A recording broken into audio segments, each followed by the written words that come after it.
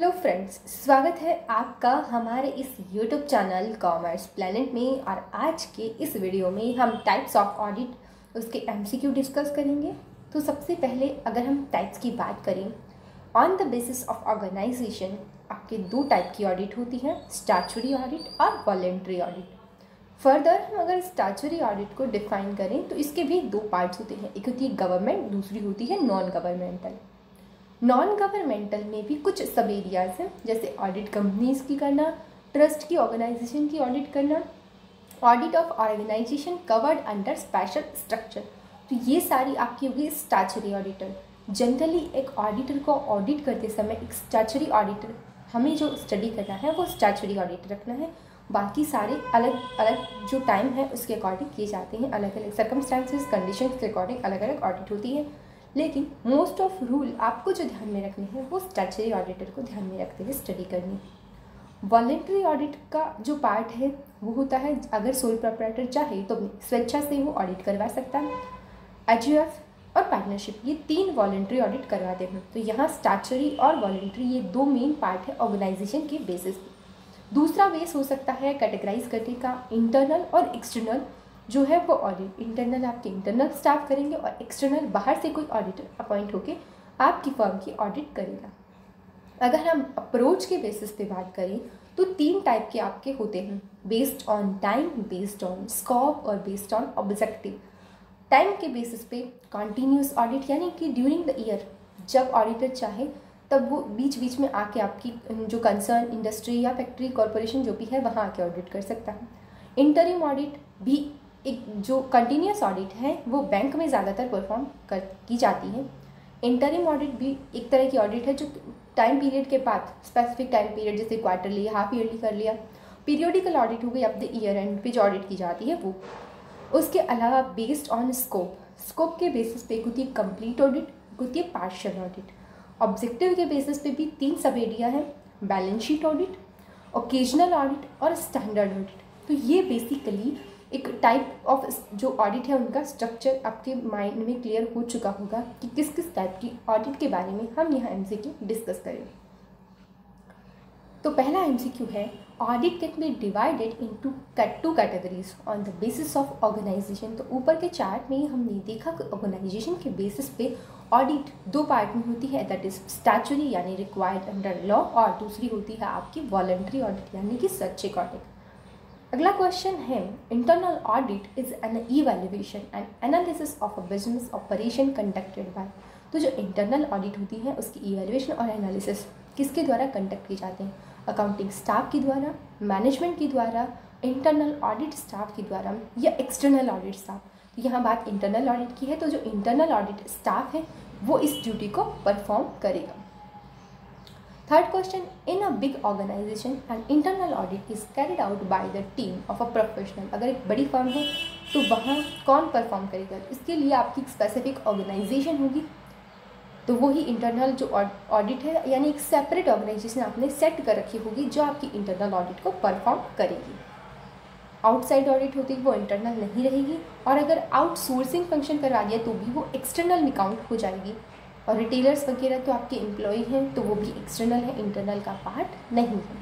Fourth question है, the purpose of internal audit is to keep proper control. Internal audit का जो purpose होता है वो कंट्रोल करना है, जो प्रॉपर कंट्रोल है उसको सेटअप करना है।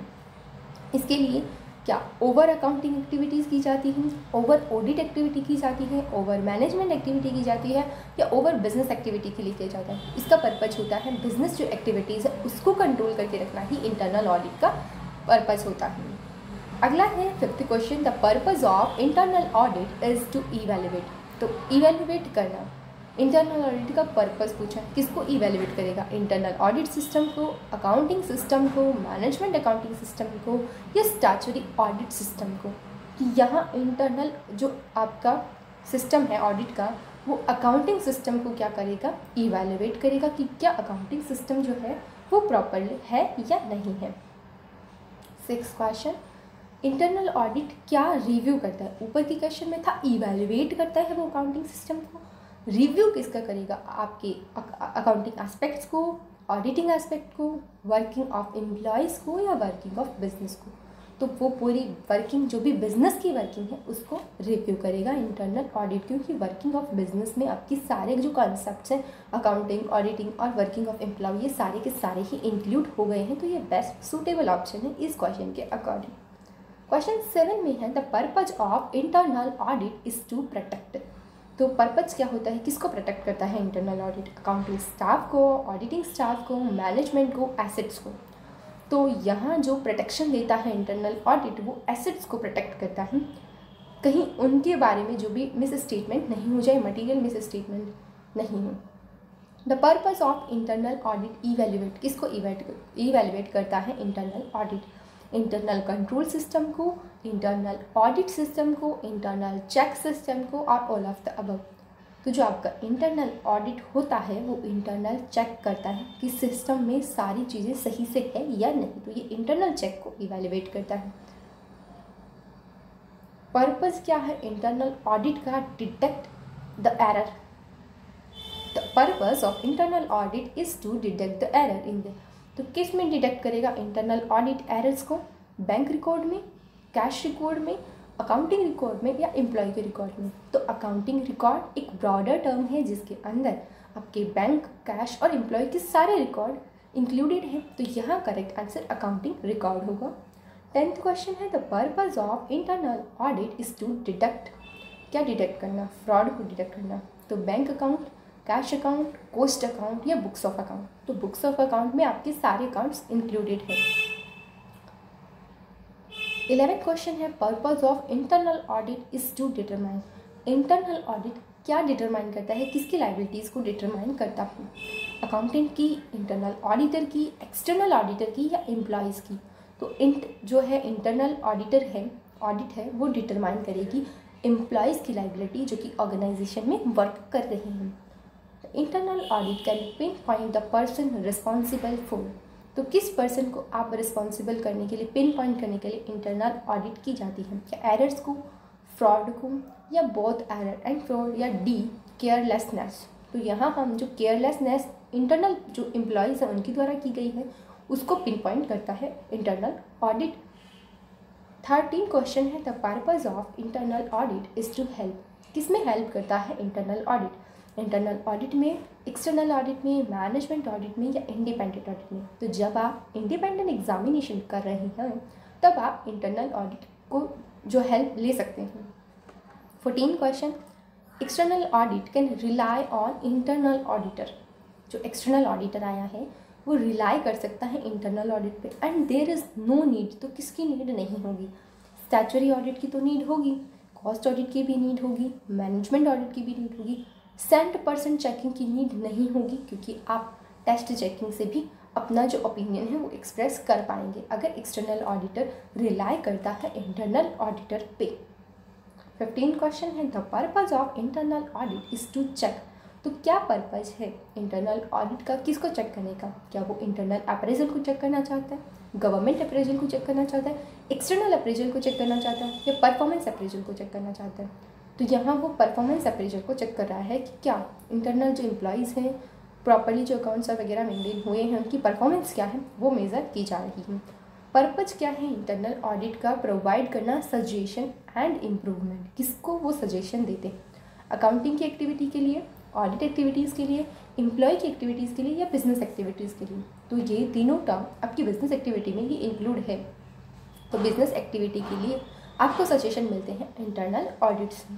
17 है internal auditor can not compel the management.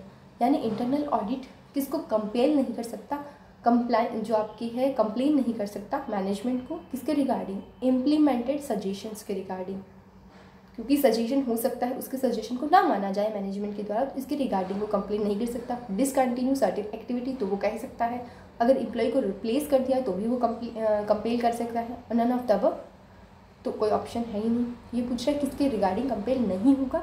अगर कोई इम्प्लीमेंट सजेशन उसने दिया मैनेजमेंट ने नहीं माना तो इसके भी वो कंप्लेन नहीं कर पाएगा ना।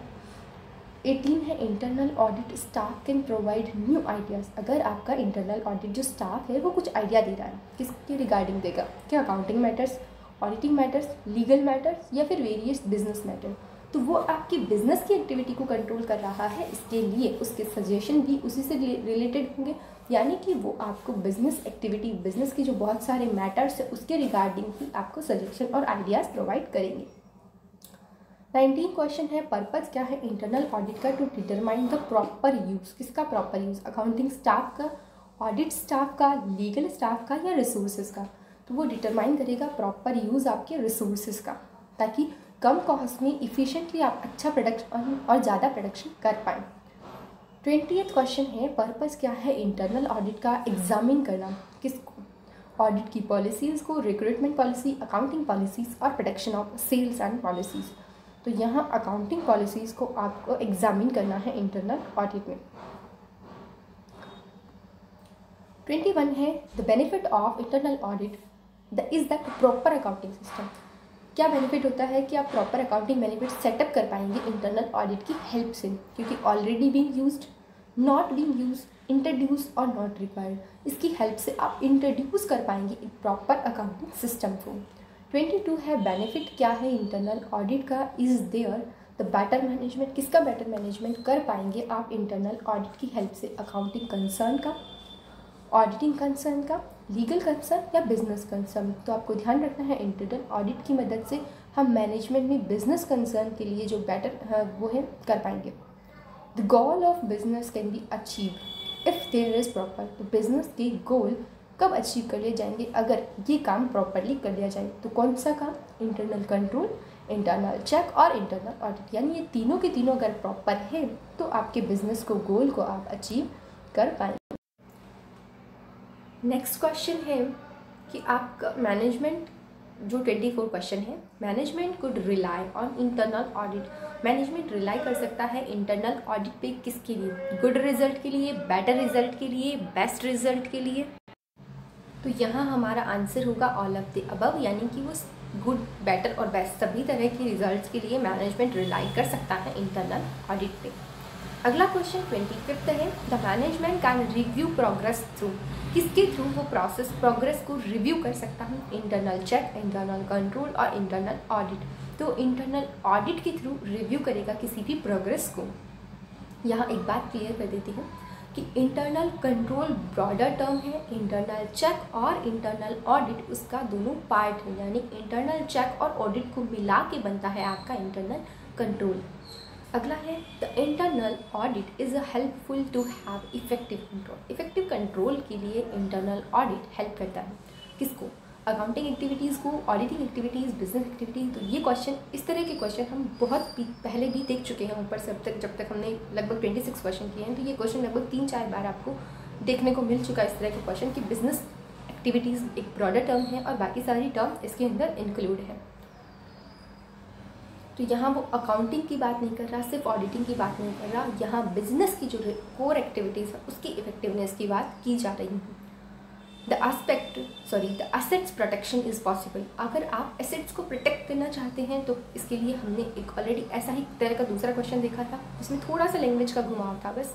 तो वहाँ भी इंटरनल ऑडिट ही आंसर था कि एसेट्स को प्रोटेक्ट करना है तो इंटरनल ऑडिट बेस्ट ऑप्शन है। Internal audit is help to apply. Internal audit help करती है किसमें? इंटीग्रेशन ऑफ लेबर में, refinement of labour, concentration of labour या division of labour. Internal audit के थ्रू हम किसी एक पर्टिकुलर पर्सन को रिस्पॉन्सिबल ठहरा सकते हैं कि ये इसकी जिम्मेदारी थी, इसने ये काम नहीं किया। तो यहाँ डिवीजन ऑफ लेबर होता है, हर एक पर्टिकुलर टास्क, पर्टिकुलर काम के लिए हर एक व्यक्ति असाइन किया हुआ होता है। 29 है, auditor can suggest the way and means to improve. एक ऑडिटर इंटरनल ऑडिट की हेल्प से सजेस्ट कर पाता है कि क्या जो इंपॉर्टेंट मेजर्स है वो लिए जाने चाहिए। तो वो क्या करता है? अकाउंटिंग परफॉर्मेंस के रिगार्डिंग अपने इम्प्रूवमेंट्स के सजेशन देता है, ऑडिटिंग के रिगार्डिंग देता है, या मैनेजमेंट परफॉर्मेंस के रिगार्डिंग देता है, या बिजनेस की परफॉर्मेंस के रिगार्डिंग अपने सजेशन देता है। तो यहाँ आंसर बिजनेस परफॉर्मेंस है। 30th क्वेश्चन है, internal audit is use to protect accounting record. तो अकाउंटिंग रिकॉर्ड को अगर आपको प्रोटेक्ट करना है, पहले क्वेश्चन में हमने एसेट्स को प्रोटेक्ट करने के लिए इंटरनल ऑडिट की बात कही थी, और अब हमें अकाउंटिंग रिकॉर्ड को प्रोटेक्ट करना है। तो किसके लिए? एरर से प्रोटेक्ट करना है, फ्रॉड से प्रोटेक्ट करना है, ये दोनों से प्रोटेक्ट करना है, ये नन ऑफ द अबव। तो हमें अपने अकाउंटिंग रिकॉर्ड्स को एरर और फ्रॉड दोनों से ही प्रोटेक्ट करना है। 31 नंबर क्वेश्चन है, internal audit can evaluate the result, यानी किस रिजल्ट को इवैल्यूएट करेगा आपका इंटरनल ऑडिट, अकाउंटेंट के, एम्प्लॉयज़ के, मैनेजमेंट के। तो यहाँ तीनों यानी ऑल ऑफ द अबव के जो भी रिजल्ट्स आए हैं उन सबको इवैल्यूएट करेगा internal audit. The audit can go through the internal audit report at that time. जब आप रिपोर्ट देंगे तब क्या करना है, starting audit work, finish audit work, starting accounting work और फिनिश अकाउंटिंग वर्क। यानी रिपोर्ट जब आप देंगे तब स्टार्टिंग देखो, the auditor can go through the internal audit, जो वो इंटरनल ऑडिट की मतलब इंटरनल ऑडिट को चेक कर रहा है उस पर जो रिपोर्ट बना रहा है उस टाइम एक्चुअल में आपका स्टार्ट होगा ऑडिट वर्क, क्योंकि आप उसके बेसिस पे ही अपने एक्शन प्लान, अपनी चेकिंग का प्रोसीजर वो सब डिफाइन करने वाले हैं। 33 है एक्सटर्नल ऑडिट किसके लिए रेस्पॉन्सिबल है। अगर वो एक्सटर्नल ऑडिट है तो वो इंटरनल ऑडिट के लिए रेस्पॉन्सिबल नहीं होगा, वो जाहिर सी बात है एक्सटर्नल ऑडिट के लिए ही रेस्पॉन्सिबल है। इंटरनल ऑडिटर जो है वो हेल्प करता है इम्प्रूव करने के लिए परफॉर्मेंस किसकी, ऑर्गेनाइजेशन की ओवरऑल परफॉर्मेंस को इम्प्रूव करने के लिए। 35 बात करता है इंटरनल ऑडिट इम्प्रूव करता है परफॉर्मेंस किसकी, परफॉर्मेंस बिजनेस और एम्प्लॉय दोनों की। Internal audit is use to check the proper use, यानी इंटरनल ऑडिट रिसोर्सेज का प्रॉपर यूज हो इसके लिए हम चेक करते हैं। Internal audit is a tool to use the resources is the best in interest of the. तो जो इंटरनल ऑडिट है ये एक टूल है ताकि हम अपने रिसोर्सेज का बेस्ट यूज़ कर पाएँ। किसके रिसोर्सेज का, क्या accounting auditing, both accounts and auditing and the business. तो बिजनेस की जो रिसोर्सेज है उनका बेटर यूटिलाइजेशन की बात करता है आपका internal audit. Internal audit is to help to investigate in to the, किसका इन्वेस्टिगेट करेंगे, बिजनेस के मैटर्स का। द लिमिटेशन क्या है इंटरनल ऑडिट की, क्या shortage of time, shortage of filing, shortage of time and handling और शॉर्टेज ऑफ स्टाफ। तो इंटरनल ऑडिट की एक लिमिटेशन हो सकती है कि शॉर्टेज ऑफ स्टाफ है, क्योंकि टाइम और जो फाइनेंस है, फाइनेंस तो वैसे भी आपका कम लगेगा वहाँ पे, क्योंकि आपका इंटरनल जो स्टाफ एक्चुअल में एम्प्लॉयज़ है वही ये इंटरनल चेकिंग का काम कर रहे हैं। और टाइम भी अवेलेबल रहता है क्योंकि वो आपके फुल टाइम एम्प्लॉय होते हैं, वो ऑलरेडी आपके ऑर्गेनाइजेशन में काम कर रहे होते हैं। 40th क्वेश्चन है the shortage of a staff is a hurdle to get benefit of. अगर आपके पास शॉर्टेज है स्टाफ की तो ये हर्डल है, यानी बाधा है किस चीज़ में, इंटरनल ऑडिट में। तो ये ऊपर हमने लिमिटेशन में देखा और इसी क्वेश्चन को घुमा के इस रूप में भी पूछा जा सकता है। 41 में है the limitation of internal audit is that is start. कब इंटरनल ऑडिट की लिमिटेशन स्टार्ट होगी, जब अकाउंटिंग एंड हो जाती है तब इंटरनल ऑडिट शुरू होता है, ये इसकी एक लिमिटेशन है। If audit staff is competent, अगर आपका ऑडिट स्टाफ कम्पिटेंट है तो किसके चांस कम होंगे एरर के, अनडिटेक्टेड एरर कम रहेंगे क्योंकि आपका स्टाफ जो है वो क्या है, कम्पिटेंट है। In case of poor audit staff, अगर आपका स्टाफ क्या है, कम्पिटेंट नहीं है, no guarantee that audit account, जो आप, तो इसकी कोई गारंटी नहीं है कि आपने जो अकाउंट को ऑडिटेड किया है वो क्या फुल ऑफ एरर, ऐसा तो है नहीं, फ्री फ्रॉम एरर। तो फ्री फ्रॉम 100% वो एरर से फ्री हो ऐसा नहीं कर सकते क्योंकि आपका ऑडिट स्टाफ क्या है, इनकम्पिटेंट है और पुअर ऑडिट स्टाफ। 44 है limitation of internal audit is that management may not feel their responsibility in completing the, यानी कि क्या लिमिटेशन है इंटरनल ऑडिट की कि मैनेजमेंट की फील नहीं कर पा रहा है, उसकी रिस्पॉन्सिबिलिटी क्या है, अकाउंटिंग फॉर्मेलिटीज़ के रिगार्डिंग, लीगल फॉर्मेलिटीज़ या फिर ऑडिट फॉर्मेलिटीज़ या फिर कंप्लाइंस फॉर्मेलिटीज़। तो यहाँ ऑडिट फॉर्मेलिटीज़ के रिगार्डिंग मैनेजमेंट जो है वो ये फील नहीं कर पा रहा कि उसकी रिस्पॉन्सिबिलिटी क्या है, तो ये एक इंटरनल ऑडिट की रिस्पॉन्सिबिलिटी है। अगला है जो 45 क्वेश्चन, ऑनर्स यानी कि share holder need assurance that financial statement prepare by the management. तो ये अश्योरेंस मिलना चाहिए शेयर होल्डर को कि जो फाइनेंशियल स्टेटमेंट मैनेजमेंट ने बनाए हैं वो एज़ पर नॉर्म्स है, फेयर है, रीजनेबल है और रिलायबल है। तो यहाँ सबसे बड़ी बात होती है कि उन पे विश्वास किया जा सके कि वो ट्रू और फेयर है, यानी कि रिलायबल होने चाहिए जो भी स्टेटमेंट्स, फाइनेंशियल स्टेटमेंट मैनेजमेंट ने प्रिपेयर करें। 46 क्वेश्चन, अदर यूज़र किसके, फाइनेंशियल स्टेटमेंट के, like trade creditors, bank, financial institution, tax authorities, other government authorities, labour unions, ये सारे यानी स्टेक होल्डर बोल सकते हैं एक शब्द में अगर बोलें तो तो ये कब ग्रेटर रिलाई कर पाएंगे आपके फाइनेंशियल स्टेटमेंट पे, अगर कंप्यूटराइज अकाउंट्स है या इंटरनली ऑडिटेड अकाउंट है। इन दोनों केस में तो बिल्कुल नहीं। अगर आपके अकाउंट्स को ऑडिटेड किया है किसी एक्सटर्नल पार्टी ने तो वो आपके जो अकाउंट्स है वो ज़्यादा रिलायबल होंगे। तो यहाँ ऑप्शन सी करेक्ट है। 47 में है 224 जो सेक्शन है कंपनीज एक्ट 1956। ओके, यहाँ मैं बाद में चेंज कर दूँगी कि सेक्शन 2013 के अकॉर्डिंग कौन सा होना चाहिए। Provide regarding the appointment of the, तो किसके अपॉइंटमेंट की बात करता है, एक्सटर्नल ऑडिटर की। ओके गाइस, तो यहाँ जो एज पर सेक्शन 139 होगा अगर कंपनीज एक्ट 2013 के अकॉर्डिंग, तो ये एक्सटर्नल ऑडिटर को अपॉइंट करने का सेक्शन है, सेक्शन 139। क्वेश्चन 48 है सेक्रेटरियल ऑडिट यानी is a dash audit is a part of total compliance management in an organisation.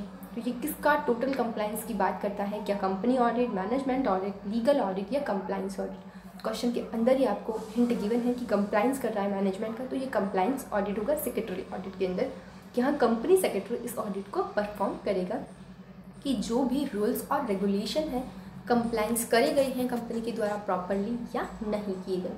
Question है 49 द सेक्रेटरियल ऑडिट, एक second guys. Question number 49 the secretarial audit is an effective tool for corporate compliance management. It help to detect non compliances and take, अगर आप non compliance कर रहे हो तो आप corrective major ले सकेंगे, जो भी आपके गैप आ रहे हैं उसके को ध्यान में रखते हुए। क्वेश्चन 50 है सेक्रेटरियल ऑडिट एसेंशियल है, मैकेनिज्म है किसके लिए, मॉनिटर करने के लिए कंप्लाइंसेस की रिक्वायरमेंट को, कंपनी लॉ की, मर्केंटाइल लॉ की, स्टेट्स की लॉ की और कॉर्पोरेट्स लॉ की। तो एक शब्द में अगर बोले तो स्टैच्यूटरी लॉ, यानी कि जिनको फॉलो करना मैंडेटरी है, तो वो सारे लॉ क्या कंप्लाइंस हो रहे हैं या नहीं। ये तीनों टर्म आपके स्टैच्यूटरी लॉ में इंक्लूड हो जाएगी। 51 company secretary in a practice has been assigned the role, तो role of under section 2 subsection 2 C और 5 क्लॉज के अंदर as per company secretary act 1980, तो कौन सा role as per internal audit, company auditor, statutory audit या secretarial audit. तो specifically जो सेक्रेटरियल ऑडिट होती है वो ही एक CS यानी कंपनी सेक्रेटरी के द्वारा परफॉर्म की जाती है। अगला है 52 it is recommended that dash is be carried out periodically, अगर periodically, quarterly, half yearly, yearly, कुछ भी हो सकता है पीरियोडिकली। एडवर्स फाइंडिंग, अगर आपने कुछ नेगेटिव देखा, if any be communicate to the board of corrective, तो आपको साल के बीच में ही पता चल गया कि कुछ फ्रॉड या फिर कुछ भी मिस स्टेटमेंट है, तो आपको किसको बताना चाहिए करेक्टिव मेजर्स के लिए, इंटरनल ऑडिट को, स्टैच्यूटरी ऑडिटर को, फाइनेंशियल ऑडिटर को या जो सेक्रेटरियल ऑडिटर है। तो सेक्रेटरियल ऑडिट को रिकमेंडेशन पहले ही मैनेजमेंट को दे देनी चाहिए कि जो भी फाइंडिंग्स में उसने एडवर्सली पाया है, ताकि उसके ईयर एंड तक उसके करेक्टिव मेजर्स लिए जा सके और उन्हें इम्प्लीमेंट किया जा सके। As of now dash is not mandatory, आज की डेट में क्या चीज़ मैंडेटरी नहीं, स्टैच्यूटरी ऑडिट मैंडेटरी है, कॉस्ट मैनेजमेंट भी होती है, इंटरनल ऑडिट भी होती है, लेकिन सेक्रेटरियल ऑडिट की इतनी वैल्यू आज की डेट में नहीं है।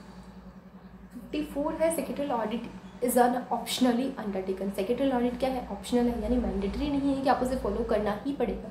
Bye the companies act for maintaining, किसकी मेंटेनिंग, प्रॉपर अकाउंटिंग की maintaining, proper record document supervision, option C good compliance management system and D good corporate governance practices. ये मान के चलते हैं कि जो भी कॉर्पोरेट है वो एक अच्छी गुड गवर्नेंस को अपने जो ऑर्गेनाइजेशन है उसमें मेंटेन करके चलेंगे, इसलिए ये एक ऑप्शन होता है कि अडॉप्ट करना चाहें तो कर सकती है कंपनियां, वरना नहीं करें। 55 में है ministry of corporate affairs has issued a mandatory dash on companies engage in a bulk drug fertilisation, sugar, telecommunication, industrial, alcohol and electricity and petrol. अगर इन सब में कोई भी कंपनी डील करती है तो क्या मैंडेटरी है उनके लिए, क्या सेक्रेटरियल ऑडिट मैंडेटरी है, फाइनेंशियल ऑडिट के रिकॉर्ड्स मैंडेटरी है, स्टैच्यूटरी ऑडिट रिकॉर्ड मैंडेटरी है या कॉस्ट ऑडिट रिकॉर्ड। तो जो भी इन सब में डील करता है, लाइक ब्लड में अगर कोई ड्रग्स, दवाइयाँ वगैरह, fertilisation, sugar, telecommunication, industry, alcohol, electricity और पेट्रोलियम, इन सब में डील करने वालों को कॉस्ट रिकॉर्ड, कॉस्ट ऑडिट करवाना मैंडेटरी है। ये क्वेश्चन भी अपने आप में बहुत इम्पॉर्टेंट है।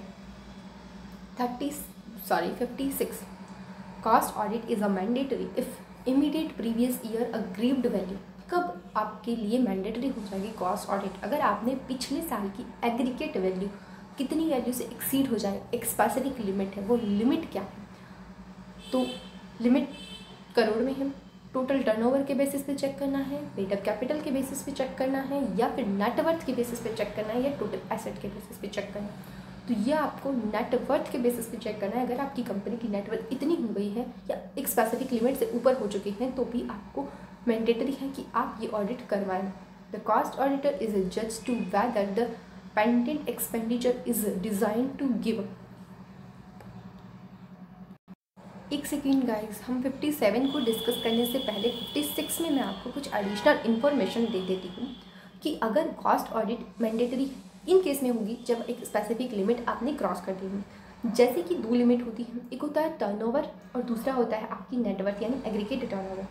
अगर आपका टर्नओवर 50 करोड़ से ऊपर है और आप रेगुलेटेड सेक्टर में, तो स्पेसिफाइड गुड्स से होने वाला आपका एग्रीगेट टर्नओवर अगर 25 करोड़ से ज़्यादा का होगा तो आपको कॉस्ट ऑडिट करवानी है। और अगर आप नॉन रेगुलेटेड सेक्टर से हैं और आपका टर्नओवर 100 करोड़ को एक्सीड कर गया और जो ये स्पेसिफिक गुड थे 6-7, इसका टर्नओवर अगर हम मिला लें तो वो 35 करोड़ से ज़्यादा हो जाता है। इस केस में आपको कॉस्ट ऑडिट परफॉर्म करना है। 57 पे अब चलते हैं। कॉस्ट ऑडिटर हैज़ टू जज, क्या जज करता है? Whether the planned expenditure is design to give a good result, appropriate result, targeted result, optimum result. तो कॉस्ट ऑडिटर ये अश्योर करने की कोशिश करता है कि एक्सपेंडिचर इस तरीके से प्लान किया जाए मिनिमम कॉस्ट पे मैक्सिमम या ऑप्टिमम रिजल्ट हमें मिल जाए। अगला है कॉस्ट ऑडिटर हैज़ टू जज whether size and the channel of expenditure were design to produce, किसके लिए? गुड रिजल्ट्स के लिए, बेटर रिजल्ट्स के लिए, बेस्ट रिजल्ट्स के लिए, ऑप्टिमम एंड टारगेटेड रिजल्ट। तो ऑप्टिमम तो ठीक है, एक लेवल तक हमें मिलना चाहिए और टारगेटेड भी ठीक है, लेकिन उससे भी अगर बेस्ट मिले तो हम क्यों उस रिजल्ट को नहीं लेना चाहेंगे? तो हम बेस्ट रिजल्ट के लिए क्या करते हैं, चैनल्स को इस तरीके से कॉस्ट ऑडिटर जज करता है। The cost auditor has to जज whether the return from expenditure, जो एक्सपेंडिचर आपने किए हैं उनसे मिलने वाला return on capital as well as current operation could be improve. तो कैसे आप उस रिटर्न को इम्प्रूव करेंगे? न्यू मैथड्स और टेक्निक लगा के, साइंटिफिक प्लान और एक्शंस को यूज़ करके, इनोवेशन स्किल्स को यूज़ करके, या some other alternative plan of action. तो यहाँ जो भी अल्टरनेट प्लान ऑफ एक्शंस होंगे वो आप यूज़ करके देखेंगे, क्योंकि ये सारे स्किल तो ऑलरेडी हो सकता है आपने यूज़ कर लियो। यहाँ जो सम अदर अल्टरनेट प्लान, तो ये सारे ऑप्शन वैसा देखा जाए तो अल्टरनेट प्लान के अंदर ही इंक्लूड है। आप अल्टरनेट में चाहे तो मेथड लगा लें, चाहे कोई टेक्निक लगा लें, साइंटिफिक एक्शन ले लें, इनोवेशन स्किल लगा, तो ये अपने आप में एक अल्टरनेटिव प्लान ही है। 68th question, cost audit is useful for the purpose and the proper utilisation of scarce resources. Scarce मतलब लिमिटेशन है आपके पास रिसोर्सेज की, तो कॉस्ट ऑडिट की मदद से आप यूज़ कर पाएंगे रिसोर्सेज को इफेक्टिव वे में। तो ये क्या करेगा? इंक्रीज़ करेगा प्रॉफिट, रिड्यूस करेगा कॉस्ट, या कॉस्ट कंट्रोल और कॉस्ट रिडक्शन। तो कॉस्ट कंट्रोल का मतलब है एक सर्टेन लेवल से ज़्यादा उस प्रोडक्ट की कॉस्ट ना आए। रिडक्शन का मतलब है जो कॉस्ट है उससे भी कम कॉस्ट में आप उस प्रोडक्ट को तैयार कर पाएँ विदाउट कॉम्प्रोमाइजिंग क्वालिटी। तो ये आपका कॉस्ट ऑडिट का एक बेनिफिट हो जाता है। 61 है, the objective of tax audit is to assist, क्या असिस्ट करना? That dash is making the corrective income tax assessment of the assessee concern, कि उसने जो टैक्स असेसमेंट किया है वह करेक्ट तरीके से किया है। गवर्नमेंट का commissioner of income tax, CBDT income tax authority, तो ये असिस्ट करने का काम होता है इनकम टैक्स अथॉरिटीज़ का। 62, the tax auditor has to specifically report on certain transactions which have an effect on, किस पे effect dash of the assessee concern are true, thus important to the tax authority, जो कि tax authority के लिए important है। तो वो क्या होगा? Income, profit, income tax liability और ऑफ द अबव। तो इनकम टैक्स अथॉरिटी के परस्पेक्टिव से इनकम टैक्स लाइबिलिटी जो है वो स्पेसिफिकली क्या होगा? टैक्स ऑडिटर के लिए सर्टेन ट्रांजेक्शन है वो इम्पॉर्टेंट होने वाला है टैक्स अथॉरिटीज़ के लिए। 63, there are certain features of a cooperative, जो कोऑपरेटिव ऑर्गेनाइजेशन है विच आर सिमिलर। तो किसके सिमिलर कुछ फीचर्स हैं? सोल प्रोप्राइटर जैसे, पार्टनरशिप जैसे, या कंपनी जैसे। तो जो कोऑपरेटिव सोसाइटीज़ होती हैं उनमें कुछ सिमिलर फीचर होते हैं कंपनीज़ के जैसे। Question 64, As in the case of companies, in a company, cooperative society, also there is a dash of ownership from management.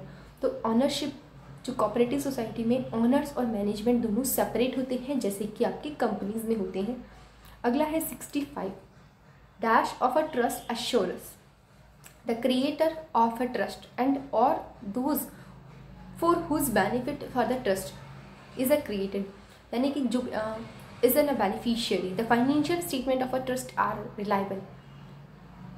किस पे रिलाई करेंगे? इंडिपेंडेंट अकाउंटिंग पे, इंडिपेंडेंट ऑडिट जो कि फाइनेंशियल स्टेटमेंट की जाएगी. तो ट्रस्ट के लिए जो इंडिपेंडेंट ऑडिट होगी उस पर ट्रस्ट किया जाएगा कि जो भी अश्योरेंस क्रिएटर या ट्रस्ट के जो मालिक है उन लोगों ने दी, जो ऑडिटर ने दी, वो क्या है, सेम है, अगर रिलायबल किया जा सकता है. उसकी ऑडिट, फाइनेंशियल ऑडिट कैसी होनी चाहिए? इंडिपेंडेंट होनी चाहिए. आप अप्रेजल को इतना वैल्यू नहीं देंगे, ना ही इंटरनल ऑडिट को या ना अकाउंटिंग को. एक ऑडिटेड अगर इंडिपेंडेंट है वो ज़्यादा रिलायबल होने वाली है.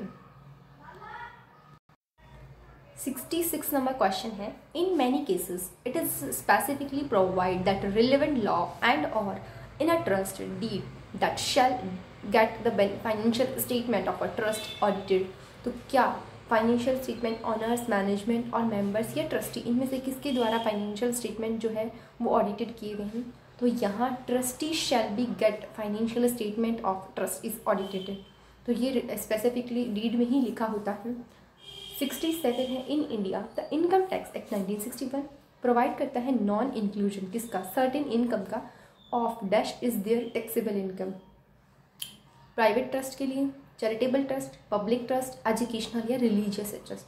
तो जो पब्लिक वेलफेयर के लिए जो ट्रस्ट है, सर्टेन जो इनकम्स है उनको नॉन, जो बाहर रखा गया है, यानी नॉन इंक्लूजन है उन इनकम्स का इनकम टैक्स एक्ट के अंदर.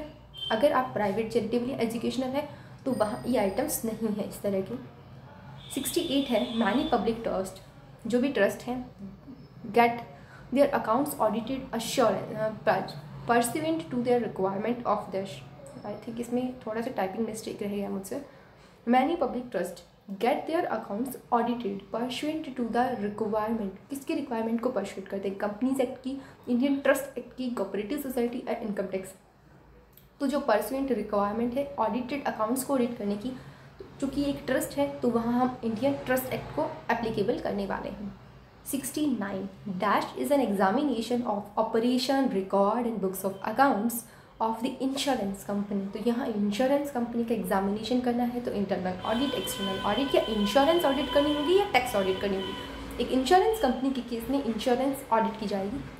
आने वाले दिनों में हम एक सेपरेट वीडियो इंश्योरेंस ऑडिट पे भी लेके आएंगे, जिसमें इंश्योरेंस ऑडिट की कंसेप्ट और एमसीक्यू एक सेपरेट वीडियो में हम डिस्कस करेंगे. 70th क्वेश्चन है. ऑडिटर परफॉर्म करेगा an audit to ensure that customer has paid that appropriate premium for provided to him. किसके लिए उसने appropriate premium प्रोवाइड किया है? बेनिफिट्स के लिए, एश्योरेंस के लिए, रिस्क कवर के लिए, ऑल ऑफ द अबव.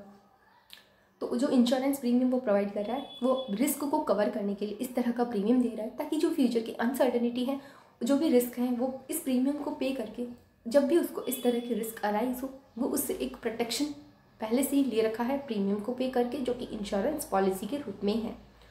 71 है. At present the partnership firms in India are dash to get their financial statement audit. तो जो पार्टनरशिप फर्म है, क्या उनके लिए इन अपने अकाउंट्स को ऑडिटेड करवाना लीगली रिक्वायर्ड है, नॉट लीगली रिक्वायर्ड, कंपल्सरी? तो ये हमने ऊपर ही देखा कि वॉलेंट्री में 3 चीज़ें थी, इंडिविजुअल, एचएफ और पार्टनरशिप फर्म. तो उनके लिए ऑडिट करवाना वॉलेंट्री है, यानी वो चाहे तो करवा सकते हैं, मैंडेटरी नहीं है. 72 still many firm get their financial statement audited as audited accounts help करता है. बहुत सारी फर्म है जो अपने अकाउंट्स को ऑडिट करवाती, तो वो जो ऑडिट करवाती है वो हेल्प करता है किस चीज़ में? Maintenance of accounts, maintenance of assets and properties, valuation of distribution of share and the decide partners to get their legal heirs. तो यहाँ जो उसका लीगल हायरी है, वैल्यूएशन गुडविल का, डिस्ट्रीब्यूशन ऑफ शेयर, इन सब में मदद करता है. आपका ऑडिट करवाना किसी भी फर्म को हेल्प करता है. 73 क्वेश्चन है. सोल प्रोप्राइटर कंसर्न जो है are to get their financial statement are audited independent financial auditor. तो एक जो सोल प्रोप्राइटर है वो अपना फाइनेंशियली इंडिपेंडेंट ऑडिट करवा रहा है, इसके लिए भी लीगली रिक्वायर्ड नहीं होगा, यानी वॉलेंट्री रहेगा. 74 है. It is a duty dash to audit that receipt and expenditure of a union government and a state government. तो स्टेट गवर्नमेंट यूनियन गवर्नमेंट के लिए और जो एक्सपेंडिचर और रिसिप्ट है किसकी ड्यूटी है? तो क्या external auditor, secretarial auditor, government या कैग? तो गवर्नमेंट जो आपकी या नॉन स्टेट गवर्नमेंट के केस में कैग यानी कंप्ट्रोलर जनरल ऑफ इंडिया जो है वो कैग अपॉइंट करते हैं अपने ऑडिटर को, तो ये उनकी ड्यूटी है। 75 है audit of A government company can be conducted. तो गवर्नमेंट कंपनी की ऑडिट कंडक्ट की जाएगी कैग के द्वारा यानी comptroller and auditor general of India. Auditor management and audit operation क्या है? जनरली मैनेजमेंट ऑडिट और ऑपरेशनल ऑडिट जो है वो मैंडेटरी नहीं है बट रिकमेंडली इन सर्टेन केसेस। तो कुछ केसेस में आपकी जो मैनेजमेंट ऑडिट है, ऑपरेशनल ऑडिट है, वो रिकमेंड कर दी जाती है। 77 है after the function audit proper system are put in a place and gap as identify are filled by where.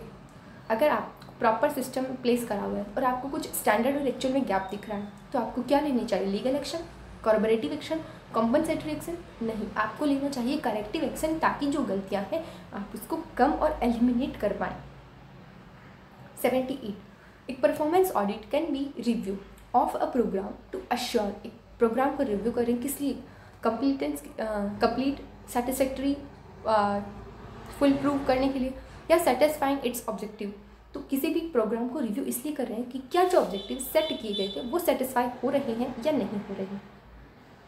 79 dash may be taken to account that anticipated benefit of a programme relative to the actual performance. यानी कि जो भी programme actual में perform किए गए हैं क्या वो target performance. The performance audit यानी कि परफॉर्मेंस ऑडिट के अंदर हम एंटिसिपेटेड बेनिफिट देखते हैं कि जो भी एक प्रोग्राम वो था एक्चुअल परफॉर्मेंस क्या रही, तो ये हम परफॉर्मेंस ऑडिट में चेक करते हैं। अगला है परफॉर्मेंस ऑडिट में भी इनिशिएटेड बाय द ऑर्गेनाइजेशन। किस ऑर्गेनाइजेशन के द्वारा इनिशिएट किए जाते हैं? Government, employ and management, shareholder, external interest party. तो जो आपकी एक्सटर्नल पार्टी है इंटरेस्ट जिसमें मान लो कोई इन्वेस्टर है वो आपकी पार्टी में इन्वेस्ट करना चाहता है तो वो एक्सटर्नल इंटरेस्टेड पार्टी हो गई, वो देखना चाहती है कि इस कंपनी का पास्ट ट्रेंड कैसा है, उसकी परफॉर्मेंस कैसी है। ऐसे केस में आपकी परफॉर्मेंस ऑडिट को इनिशिएट किया गया। 81 क्वेश्चन है balance sheet audit does not include. तो बैलेंस शीट ऑडिट में क्या इंक्लूड नहीं होता? Vouching of income, expenses accounts related to assets and liability, ये तो इंक्लूड होता है। बी में examination of adjusting and closing जो एंट्रीज हैं वो भी होती हैं। Verification of assets and liabilities ये भी होती है, लेकिन रूटीन चेकिंग नहीं होता। रूटीन चेकिंग आपका होता है कॉन्टिन्यूस ऑडिट में, यानी बैलेंस शीट ऑडिट का ये पार्ट नहीं है। बैलेंस शीट ऑडिट आपकी ईयर एंड पे की जाती है, इंडिया में इसे एनुअल ऑडिट भी कहते हैं। ठीक है, अगला क्वेश्चन है 82 कॉस्ट ऑडिट किससे रिलेटेड है? कॉस्ट अकाउंटिंग रिकॉर्ड से, कंप्लायंसेस से, फाइनेंशियल स्टेटमेंट से या फिर से। तो कॉस्ट ऑडिट रिलेट है आपकी कॉस्ट अकाउंटिंग रिकॉर्ड से। 83 है सेक्रेटरियल ऑडिट का दूसरा नाम है compliance audit. Cost audit is a compulsory, जो कि स्पेसिफिक इंडस्ट्री है उनके लिए कंपल्सरी है। 85 नंबर क्वेश्चन है a company secretary is in practice has been authorised under section 2 subsection 2C5 of secretary 1980 act के अकॉर्डिंग। तो वो एक सेक्रेटरियल ऑडिट है। ये क्वेश्चन आई थिंक हम ऊपर कर चुके हैं। 86 में है विच type of audit is conducted by the internal audit staff. Internal audit staff के द्वारा इंटरनल ऑडिट परफॉर्म की जाएगी, नाम से ही पता चल रहा है। 87 है बैलेंस शीट ऑडिट का दूसरा नाम फाइनेंशियल ऑडिट और एनुअल ऑडिट भी हम इसी को बोलते हैं। Secretarial audit is conducted by, तो सेक्रेटरियल ऑडिट कंपनी सेक्रेटरी जो प्रैक्टिसिंग है वो कर सकेगा। Which type of audit is conducted by internal audit staff, ये क्वेश्चन रिपीट हो गया। 90 in comparison of the independent जो कि आपका ऑडिटर है and internal auditor is more likely to be concern. तो किस कंपेयर में इंडिपेंडेंट ऑडिटर और इंटरनल ऑडिटर दोनों एक दूसरे के कंसर्न है? तो कंट्रोल जो सिस्टम होता है इंटरनल कंट्रोल सिस्टम के अकॉर्डिंग दोनों एक दूसरे के कंपैरिजन में डिफरेंट है। मोर कंट्रोल होता है इंटरनल कंट्रोल सिस्टम पे इंटरनल ऑडिट का, जबकि इंडिपेंडेंट ऑडिटर वहाँ आके चेक करता है कि इंटरनल कंट्रोल सिस्टम कैसा है, उसके बेसिस पे वो अपनी आगे की प्रोसेस करता है और अपनी ओपिनियन को एक्सप्रेस करता है। तो यहाँ हमने टाइप्स ऑफ ऑडिट के लगभग 90 MCQ हमने डिस्कस किए। आई होप सो इस वीडियो में आपको कुछ नया इन्फॉर्मेटिव जानने को मिला होगा। ये वीडियो आपके लिए काफ़ी हेल्पफुल रहा होगा। इस वीडियो में आपने कुछ भी नया सीखा हो, आपके नॉलेज में कुछ भी इन्हांसमेंट हुआ हो तो प्लीज़ वीडियो को लाइक करना, चैनल को सब्सक्राइब करना बिल्कुल ना भूलें और इसे अपने दोस्तों के साथ शेयर ज़रूर करें।